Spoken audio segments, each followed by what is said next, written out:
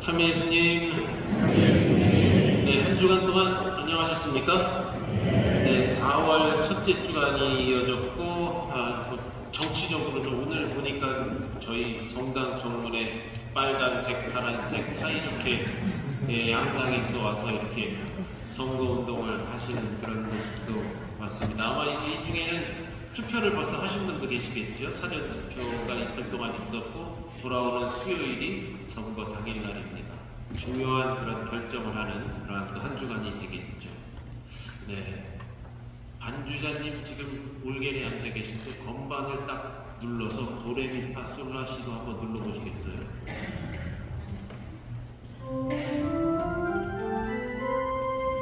네, 아유 올게가 좀 실력이 좋은 거죠. 네, 소리 아주 좋으네요. 자, 여러분 도레미파솔라시도 들으셨죠? 네, 지난 부활 대축일 도 시작해서 월화수목 레미파솔라시 도 해갖고 오늘 8옥타브 8부 축제가 끝나는 날입니다.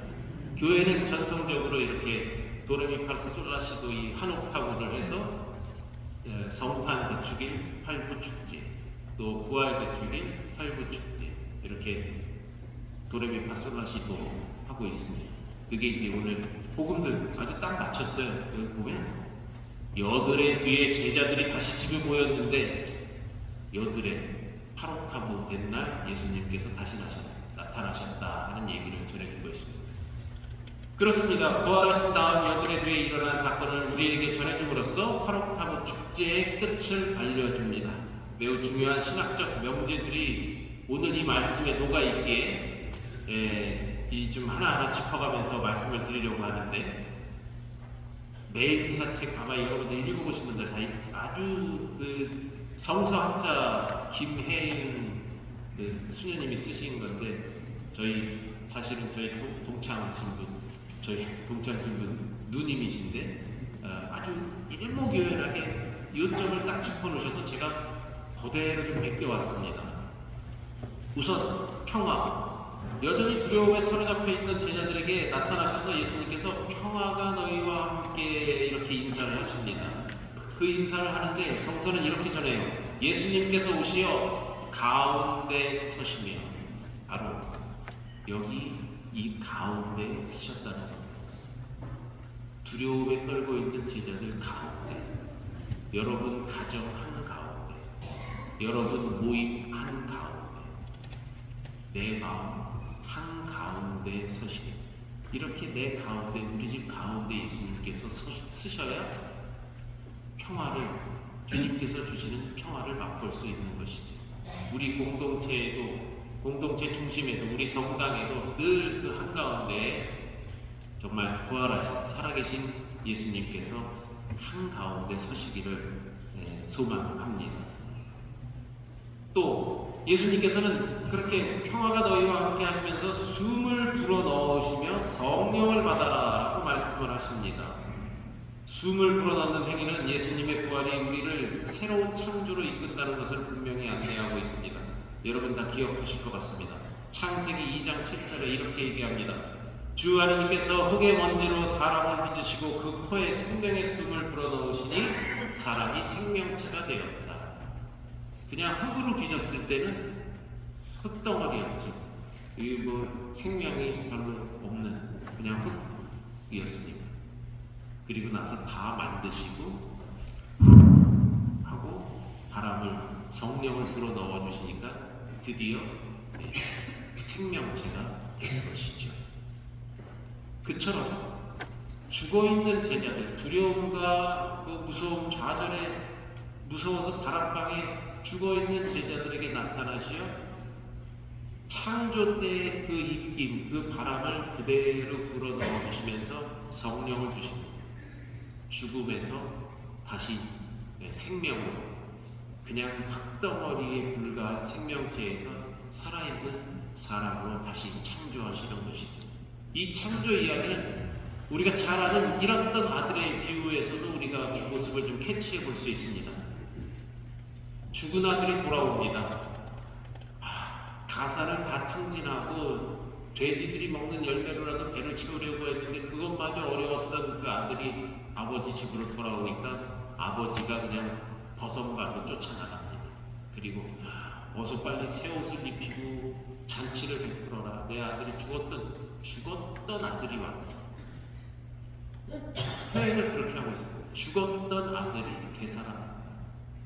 그리고 그 아들을 끌어안고 입을 맞추고 창조의 입을 맞추고 사랑의 키스지. 그때 바로 하느님께서 아담에게 숨을 불어넣어 주셨던 그 장면을 루카는 똑같이 아버지가 잃었던 아들에게 하는 그런 모습을 소개하고 있습니다. 이처럼 새로운 창조, 창세기와 부활이 연결되어 있음을 우리에게 전해주죠. 자, 부활하신 예수님께서는 제자들에게 나타나셔서 당신의 상처를 보여주십니다. 여기 못자국, 여기 옆구리 찔리고. 글쎄요, 그 상처만 있었겠어요. 가시가 쓰신 자국, 의도 맞아갖고 깨지고 터지고 이런 자국도 많았겠죠. 그런 여러 가지 상처가 있었을 겁니다. 부활은 십자가와 필수적으로 연결된 현실임을 강조하는 것이죠. 그냥 짜자잔 해갖고 무슨 어디 기계에 들어갔다 나와갖고 싹 깨끗하게 싹 된 것이 아니라 있는 그대로의 현실입니다. 토마스가 예수님의 상처를 확인하기를 요구하죠. 나는 그분의 손에 있는 못자국을 직접 보고 그 못자국에 내 손가락을 넣어보고. 그러한 토마스를 위해서 예수님께서는 다시 제자들을 찾아오시고 토마스에게 네 손가락을 내 손에 대어보라 이렇게 얘기합니다. 그리고 너의 손으로 내 옆구리에 넣어보라고 하십니다. 여러분, 우리가 살아가면서 사실 상처를 많이 받습니다. 크고 작은 상처. 예수님처럼 어디 못자국이 있거나 여기 무슨 어디 수술한 상처 이런 거 말고 남편한테 상처받는 거 있죠. 여보한테 상처받는 것도 있고 자녀들한테 상처받는 것도 있습니다. 직장 동료나 상사나 같은 이웃, 본당 안에서도 내주호 단원한테, 부역장님한테 상처. 본당 안에서 상처는 그래도 본당 친구한테 제일 세게 받겠죠. 받았다 하면 안 그렇겠습니까? 어쨌든 크고 작은 상처를 받습니다. 그 상처를 근데 무조건 덮어버리거나 싹 그냥 바꿔갖고 흔적을 제거하려고 하는 그런 노력은 필요 없을 것 같습니다. 바로 그 상처에 손가락을 대보고 손을 한번 넣어보라는 말씀입니다. 오히려 그 상처는 그렇게 나를 부활로 이끄는, 부활로 승화시키는 발판이요 증거가 될 수 있다는 이야기이죠. 사실 그렇습니다. 만약에 오늘 하느님 자기의 주인인데 제가 만약에 예수님 같았으면 다락방에 숨어있는 제자들에게 싹 나타나서 아주 그냥 문을 꽁꽁 닫아 걸고 있었으면 문을 팍 차고 들어가든지, 안 되면 그냥 이거 한마로 부시고 들어가서라도 너희 놈 자식들 지금 내가 얘기하고 내가 부활했는데 이거 믿지도 못하고 내가 십자가에 매달렸을 때 다 도망가고 베드로 너부터 일로 나와 놈 자식들. 얘 토마스는 어디 갔어? 이러면서 나를 못 믿는다고 아주 내가 이걸 여기 봐봐. 아주 있는 성질과 화를 버럭버럭 냈을 것 같습니다. 베드로 나를 죽기까지 따라간다고 아주 어디 가서 장모가지 들어놓던지 3번이라고 오른다고 그냥 막 그랬을 것 같아요. 근데 예수님은 그렇지 않죠. 그냥 평화가 너희와 함께 그러면서 성령을 불어넣어 주시는 하는. 자, 보세요. 예수님과 토마스의 대화는 1인칭과 2인칭 대명사가 되풀이 되는데 네 손가락을 여기 대보고 내 손을 보아. 너의 손을 뻗어서 내 옆구리에 넣어보아. 부활은 이렇게 저의 하느님이라고 고백할 때까지 그렇게 고백한 토마스처럼 1인칭 체험으로 고백되는 사건임을 보여준다는 것이에요. 너의 하느님 아니죠. 여보의 하느님, 아버지, 어머니의 하느님도 아닙니다. 그리고 누구, 야 네가 대신 손을 넣어봐라. 내 손을 넣어보라는 것이죠. 그래야 나의 하느님, 나의 주님이 되지. 뭐 다른 사람의 하느님은 소용없다는 얘기입니다. 예, 이 결함이 있잖아요. 그 어미닭이 알을 품으면 이 며칠 만에 부화하겠습니까? 결함이 딱 3주 21일 걸립니다. 21일. 어제 초등부 애들이 그냥 다 맞추던데요. 그리고 문제를 하나 또 냈죠. 그러면 이 어미닭이 품고 있는데 이 병아리가 안에서 알이 이제 생명체가 막 돼서 병아리가 깨고 나올까요? 아니면 어미닭이 밖에서 툭툭툭 해서 깨트려서 나올까요? 아까는 또 조용히 계시다. 네, 그래서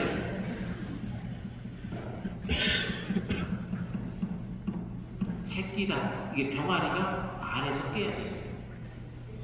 어미가 깨진다고 될 일이 아니에요.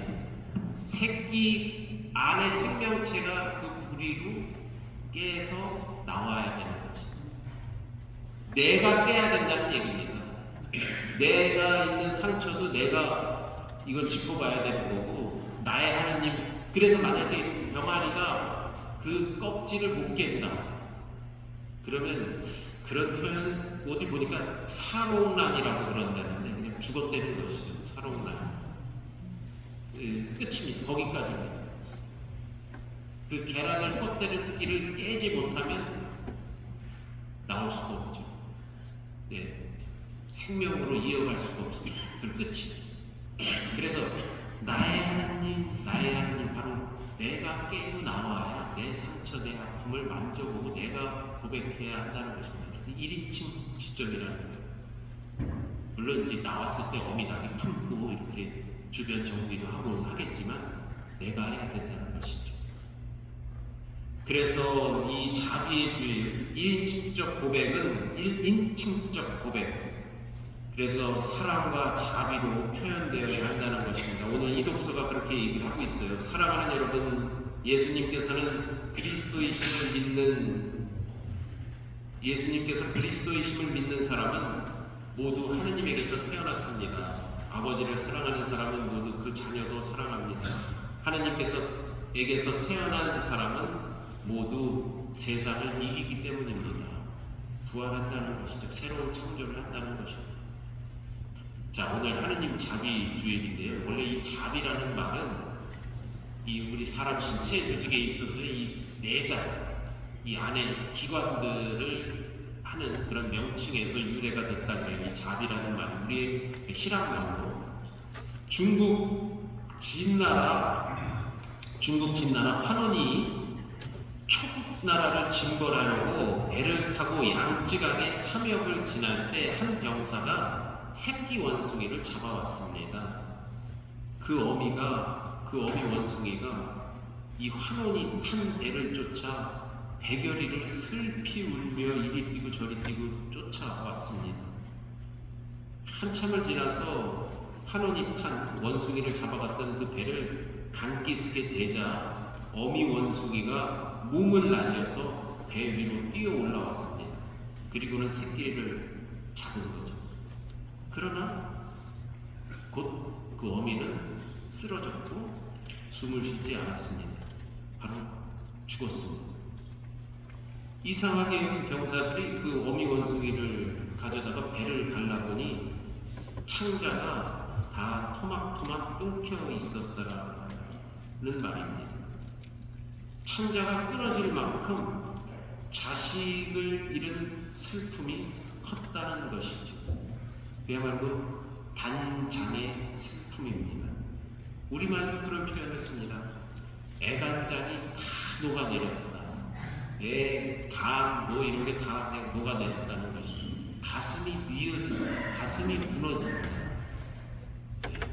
창자가 끊어지는 아픔이다. 이런 표현을 쓰죠. 바로 것이 이 자비의 어원이라는 것입니다. 그만큼 하느님께서는 자비로운 그 사랑으로 우리를 기억하고 보듬어 주신다는 그러한 이야기죠. 그리고 그만큼 우리를 가엾이 여기신다는 것입니다. 그러한 사랑이 있기에 우리도 약하지만 흔들리지만 믿음을 계속 이어갈 수 있습니다. 요즘 부활 이후에 최근에 성당에 오래간만에 오셨다, 그동안 냉담했다 이러면서 오시는 분들이 좀 더러 계십니다. 다 하느님 자비의 손길이고 그에 대한 응답이 아닌가 생각이 듭니다. 보십시오. 신앙 안에 한 사람은 특정 시간과 공간에 갇힌 사람입니다. 한계가 있죠. 어떤 상황과 사고방식을 넘어설 수 없는 우리 이 사람이 시간과 시대를 초월하신 하느님을 마주합니다. 의심이 하나도 없다는 것이 이상한 일이죠. 의심은 너무도 당연한 것입니다. 오히려 의심은 무한자 하느님을 마주한 유한자 인간의 권리입니다. 우리는 신앙의 여정을 걷는 동안 우리 자신의 의심을 견뎌야 합니다. 동시에 그 의심을 도구 삼아서 하느님께 나아갈 수도 있습니다. 그렇다면 의심은 믿음의 또 다른 모습이라고 말할 수 있겠죠. 주님께서 말씀하셨습니다. 너는 나를 보고서야 믿느냐? 보지 않고도 믿는 사람은 행복하다. 그리고 요한복음사가는 이 편한 이야기를 기록하는 자신의 의도를 덧붙여 우리에게 전해줍니다. 이것을 기록한 목적은 예수님께서 메시아이심을 하느님의 아드님이심을 여러분이 믿고 또 그렇게 믿어서 그분의 이름으로 생명을 얻게 하려는 것이다. 주님께서는 당신의 상처를 내보이셨던 것처럼 우리에게 있는 그대로의 상처를 다 내보이셨죠. 또 토마스는 자신의 부끄러운 의심을 우리에게 내보이고 있습니다. 그리고 복음저자 요한은 모든 것을 그대로 기록하면서 우리를 믿음으로 이끌고 초대합니다. 저의 주님, 저의 하느님, 바로 이 고백만이 이제 우리 앞에 놓여 있습니다. 아멘. 모두 일어나십시오. 전능하신 천주의 성부 교회를 위하여 기도합시다. 인자하신 주님, 온갖 일들이 벌어지는 세상에서 살아가는 교회를 이끌어주시어 주님의 자비에 감사하고 이를 본받아 실천하며 인류 구원의 복음을 용감히 전하게 하소서.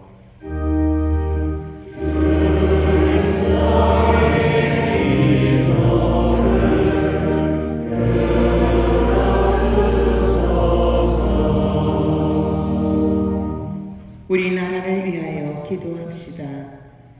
정의의 주님, 선거를 앞둔 이 나라를 보고 살피시어 공정하고 깨끗한 선거를 치르게 하시고 뽑힌 이에게는 정의와 지혜를 심어주시어 나라와 국민을 위하여 일하게 하소서.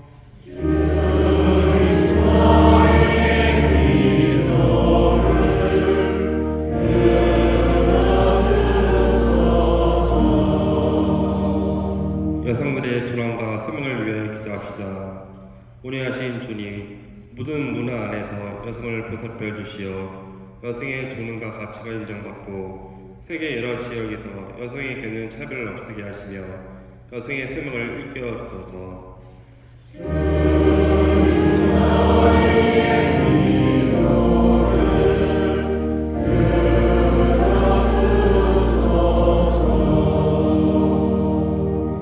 교구 공동체를 위하여 기도합시다.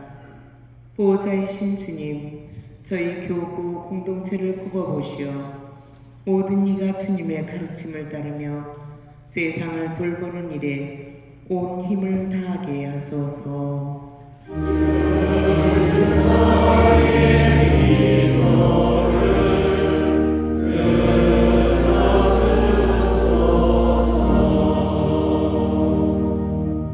이 모든 말씀 우리 주 그리스도를 통하여 비나이다.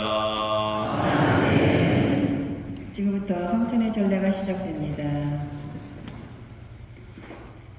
주님의 제단에 제물인 빵과 포도주를 봉헌합니다. 우리의 마음도 함께 담아 주님께 봉헌합시다.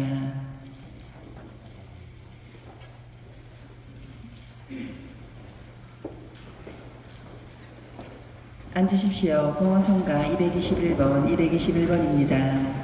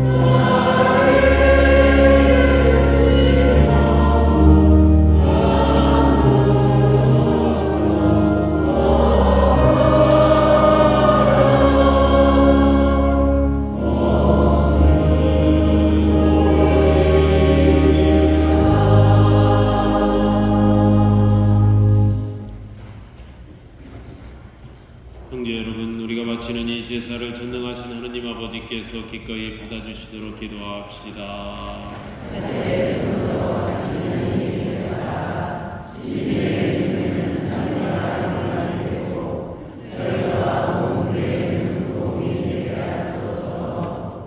주님, 주님의 백성이 바치는 제사를 받으시어 주님의 이름을 믿고 세례로 새려난 저희에게 영원한 행복을 주소서. 우리 주 그리스도를 통하여 비나이다. 아멘. 주님께서 여러분과 함께 마음을 드높이 우리 주 하나님께 감사합시다. 주님, 언제나 주님을 찬송함이 마땅하오나 특히 그리스도께서 저희를 위하여 파스카 제물이 되신 이때 더욱 성대하게 찬미함은 참으로 마땅하고 옳은 일이며 저희 도리요 구원의 길이옵니다. 그리스도께서는 세상의 죄를 없애신 참된 어린 양이시니 당신의 죽음으로 저희 죽음을 없애시고 당신의 부활로 저희 생명을 되찾아 주셨나이다. 그러므로 부활의 기쁨에 넘쳐 온 세상이 환호하며 하늘의 온갖 천사들도 주님의 영광을 끝없이 찬미하나이다. Oh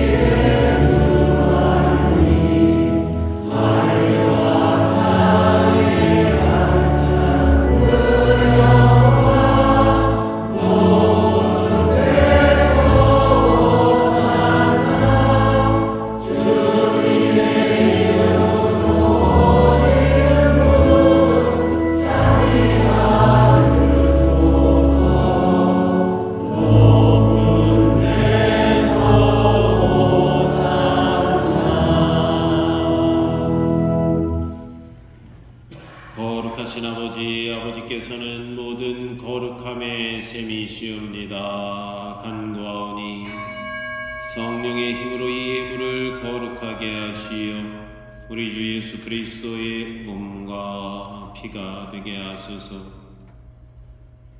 스스로 원하신 순환이 다가오자 예수님께서는 빵을 들고 감사를 드리신 다음 쪼개어 제자들에게 주시며 말씀하셨나이다.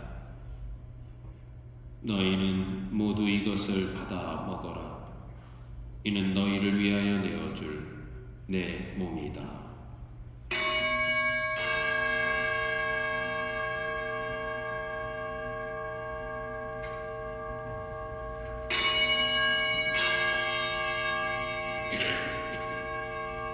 저녁을 잡수시고 같은 모양으로 잔을 들어 다시 감사를 드리신 다음 제자들에게 주시며 말씀하셨나이다. 너희는 모두 이것을 받아 마셔라. 이는 새롭고 영원한 계약을 맺는 내 피의 잔이니 죄를 사하여 주려고 너희와 많은 이를 위하여 흘릴 피다. 너희는 나를 기억하여 이를 행하여라.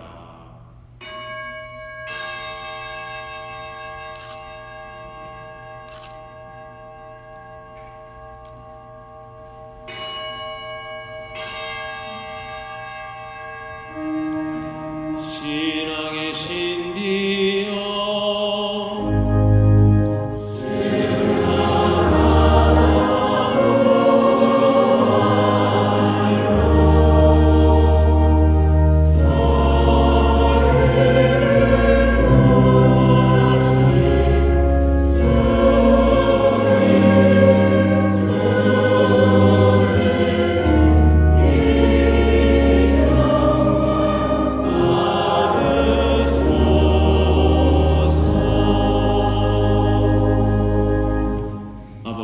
저희는 그리스도의 죽음과 부활을 기념하며 생명의 빵과 구원의 잔을 봉헌하나이다. 또한 저희가 아버지 앞에 나와 봉사하게 하시니 감사하나이다. 간절히 청하오니 저희가 그리스도의 몸과 피를 받아 모시어 성령으로 모두 한 몸을 이루게 하소서. 주님, 온 세상에 널리 퍼져 있는 교회를 생각하시어 교황 프란치스코와 저희 주교 요한 세례자와 모든 성직자와 더불어 사랑의 교회를 이루게 하소서. 부활의 희망 속에 고이 잠든 교우들과 세상을 떠난 다른 이들도 모두 생각하시어 그들이 주님의 빛나는 얼굴을 배우게 하소서. 저희와 저희 가족 모두에게 자비를 베푸시어 영원으로부터 주님의 사랑을 받는 하느님의 어머니 복되신 동정 마리아와 그 배필이신 성 요셉과 복된 사도들과 모든 성인과 함께 영원한 삶을 누리며 성자 예수 그리스도를 통하여 아버지를 찬양하게 하소서. 그리스도를 통하여 그리스도와 함께 그리스도 안에서 성령으로 하나 되어 전능하신 천주 성부 모든 영예와 영광을 영원히 받으소서.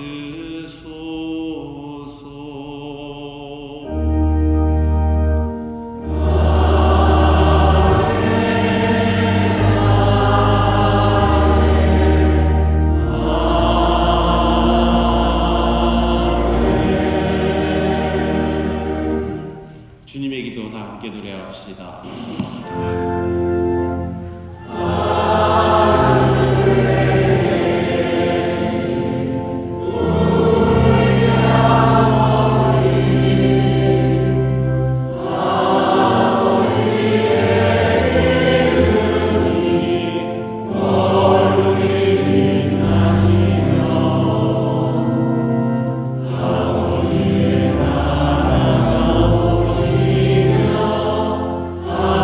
Yeah.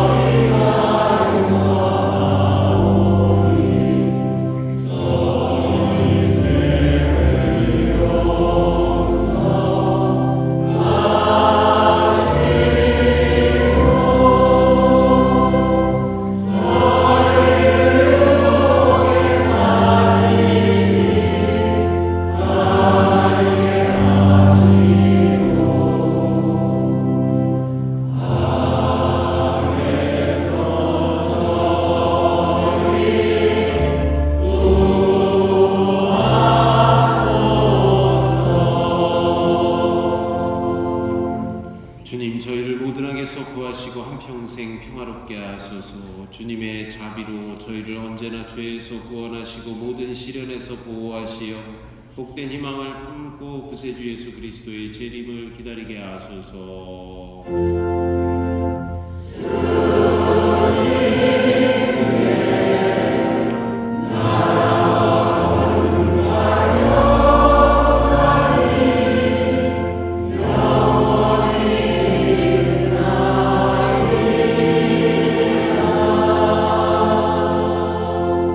주 예수 그리스도님 일찍이 사도들에게 말씀하시길 너희에게 평화를 두고 가며 내 평화를 주노라 하셨으니 저희 죄를 헤아리지 마시고 교회의 믿음을 보시어 주님의 뜻대로 교회를 평화롭게 하시고 하나 되게 하소서.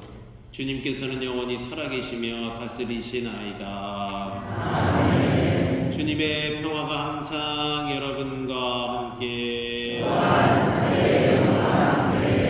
평화의 인사를 나누십시오.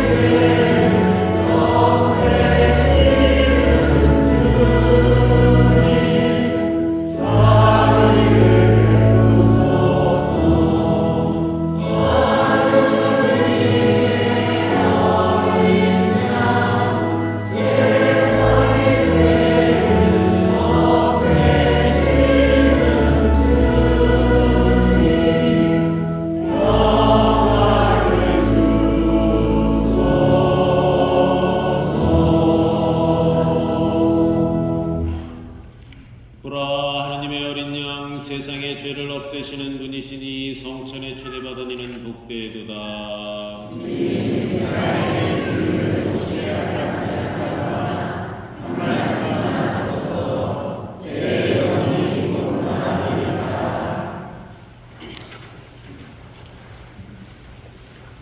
영성채소